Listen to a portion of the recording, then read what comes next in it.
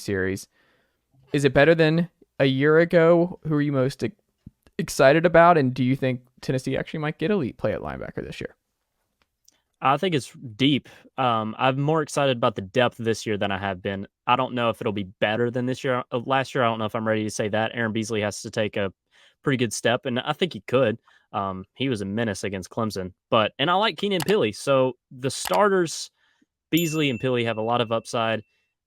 Certainly Beasley, of course, you kind of know what Pili is, being a old guy in the room, but I'm just really excited about the young guys. I think Elijah Herring still has a lot of potential that we haven't quite seen yet. Arian Carter is my favorite freshman on Tennessee right now. And then Caleb Perry, I mean, he's looked good in practice. He looked good in the spring. Obviously, of course, haven't seen him in the fall yet, but he's looked good when I've seen him. I think Carter and Herring are more talented, but though it's five deep in my eyes, and it's it's the position group on the defense I'm most intrigued to watch, probably. Maybe not the one I think has the highest upside or the most excited about how well they can do, but I'm the most intrigued by. That's fair. What do you think, Ryan? I'd echo a lot of what Jack says. I mean, even before he said it, intrigued was the word that comes to mind. I do think it can be better because I think I have a lot of confidence in Aaron Beasley to take that jump that Jack was talking about. I just think he got a lot better last year, and he was playing his best football at the end of the season. I think it's logical to think he can make a jump, and I think I wrote somewhere something like that. Maybe I said on another podcast, but if I had to pick somebody on the defense who's going to be all SEC at the end of the season, it would be Aaron Beasley. I think he's going to have a big year. Keenan Pili is a great plug guy to have some veteran leadership, kind of to buy your time for the young guys. But yeah, I mean, it's hard not to be excited about them, especially Herring and Carter. Herring, I thought, was pretty good when he played some real snaps last year. I mean, he played in real big moments in games, didn't play a ton of snaps, but they had trust to put him in. I think he's gotten bigger. I think he's going to be really solid. And then Arian Carter he's a monster to look at. Like, you sit there and you see Elijah Herring at practice, and you're like, man, he looks good. He's added some weight, like he's stronger. And then Aaron Carter goes up and stands beside him. And it's like, this kid's a junior at Alabama. He's not a freshman at Tennessee. I mean, he is just massive. And again, that type of stuff, the eyeball test, isn't what gets you on the field. And I know I'm not smart enough of a football brain to watch them go through drills and say Aaron Carter's going to be a starter. But man, I just think he's a really talented guy who's going to push for some playing time.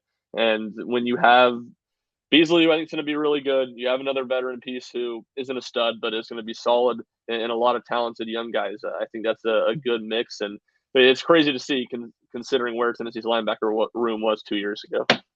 And barring any injury, here's what I think will happen. After Virginia and Austin Peay, when Aaron Carter and Elijah Herring see more meaningful snaps and more meaningful playing time, of course, in garbage time, I think by like week 5, you'll look at Tennessee's linebacker room and be like, you know what? If worse comes to worse and it had to be Elijah Herring and Arian Carter every week, it wouldn't be that bad. Like, it wouldn't be that big of a deal. And it'll probably never have to happen, of course, because Beasley and Pili are going to start all year. But that's my confidence level with Herring and Carter. I think it wouldn't be like Solon Page and Jawan Mitchell. Exactly. If you had to do that, that would have been disastrous. Well, I think that's the other part of it with Keenan Pili. Like, part of the reason people are buying in on Keenan Pili, I think, a little bit more is because he got what award did he get for being a leader? Basically, in the spring, they gave him some kind of award this off season for how he's come in and competed and all that kind of stuff. Here's the thing: the dude had serious knee problems. He tore his ACL. He was okay last year. Like, a lot of this is just kind of projecting that he's going to be closer to what he was 2 years ago at this point. Jawan Mitchell also came into the University of Tennessee, kind of like people were talking themselves in, plug and play, veteran stopgap. Like, it's easy to forget because Jawan Mitchell didn't go great by and large, but he'll always have that pick against Kentucky where he was in the right place at the right time after that Danico hit. Like, so that'll probably be the coolest moment for Juju here in Knoxville. But the way I look at it, I would be surprised if Keenan Pili is still starting next to Aaron Beasley by the end of the year. I think there's going to be a lot of rotation just across the board on defense. You don't throw Arian Carter out there to begin, but my guess is we're getting Arian Carter and Aaron Beasley as the starting linebackers by the end of the year. I don't know when it's going to happen, But my guess, because they rotate and because of Keenan Pili's injury concerns and just what Arian Carter can be right out of the gate, I just think you're going to be looking for answers later on this year. And I think he's just going to be someone who's probably just too good to keep off the field. And also, can we get Elijah Herring some gloves? I see him more like in all these practices, his arms are just barren and it drives me nuts. I can't, it's like batters who don't wear batting gloves. I can't stand it. It's so aesthetically appalling. We need to get him some gloves. Like, we need to get Elijah Herring some gloves. And he's got this weird face mask that doesn't work for a linebacker. Everything about Elijah Herring's aesthetics drive me nuts. X on the face mask, X on the lack of gloves, X on the lack of an arm sleeve or something.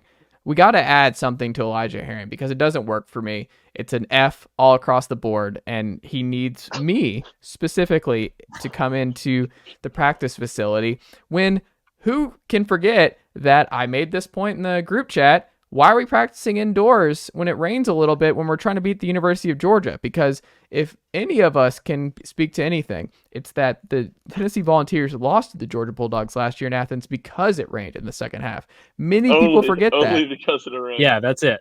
Only because of the rain. It was 27-6 or anything. No. And as we agree unanimously on this very podcast, specifically Jack Foster of Always College Football and Ryan Schumpert of Rocky Top Insider tweeted them primarily, or no, exit them. This is posted them. Get it right. Posted them. Repost. We're already practicing indoors. What are we doing? Hype. We gotta be outside. We gotta be out in the rain. We gotta remember the Titans. What is this? What are we doing here? We need to be doing that. All that to say, is it crazy to think that Arian Carter could be it will be a starter by the end of the year? My question is, and this may be, just simple-minded, but when have we seen, Tim Banks and this coaching staff on the defensive side of the football put a lot of trust into a true freshman? Have we I don't seen think they've had a choice though before this. Like, the linebacker room's been awful. Like, they really haven't had many options, and I think he may have been more likely to throw some guys out. But in the last beyond years. the linebacker room, can you think of anybody? Well, I mean, I would say my rebuttal would be most of like the big time recruits they've brought in have been defensive linemen. And yeah. Tennessee's had at least decent depth there, and that's the hardest spot to play right away. And I was going to say the SEC, but college football as a whole is the line of scrimmage.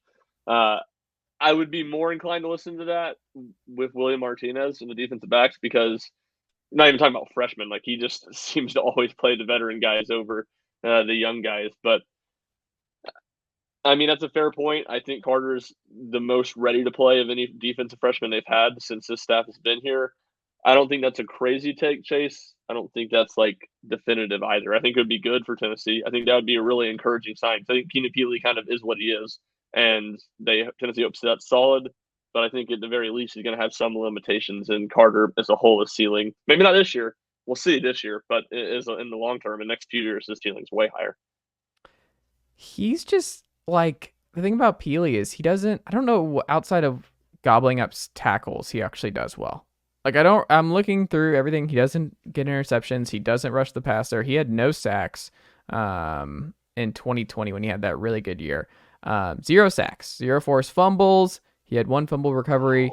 And then you look at that, because that was a big year for him in 2020. Last year, I mean, he had 29 total tackles for the year. I mean, we'll see, but I don't know, man. I think there's been way too much of a, like, Keenan Pili solves this gap, and we just have Aaron Beasley and Keenan Pili for this year. And I'm like, I think there's a possibility that Keenan Pili is going to get passed by Arian Carter sooner rather than later. That's my gut. Well, even then, like, I think you're talking about a little too oversimplified. Like, they only play 2 linebackers. They would love to play 4 linebackers consistently in games. They have played 3 consistently and kind of have worked in, even last year, a 4th and a 5th when you talk about Page and Herring. Yeah. So they're going to play 4 guys. Keenan Pili is going to play. For sure. Whether he starts or not, even if he gets overtaken, he's still going to be in there playing, 30 snaps a game. Yeah. I just think he gets overtaken. That's a good thing for Tennessee, by the way. If he gets overtaken, that means Arian Carter is going to be awesome for 3 years here at the University of Tennessee.